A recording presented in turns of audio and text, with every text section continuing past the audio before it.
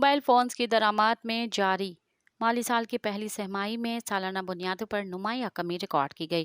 State bank اور پی P S کی جانب سے اس حوالے سے جاری کردہ اعداد و شمار کے مطابق جاری مالی سال کی پہلی سہ-ماہی میں موبائل فونز کی درآمد پر 15.36 ملین ڈالر کا زرد مبادلہ صرف ہوا، جو گزشتہ مالی سال کی اسی مدت کے مقابلے میں 364% کم ہے۔ گزشتہ مالی سال کی اسی مدت میں موبائل فونز کی درآمد پر 71.21 ملین ڈالر کا زر مبادلہ صرف ہوا تھا۔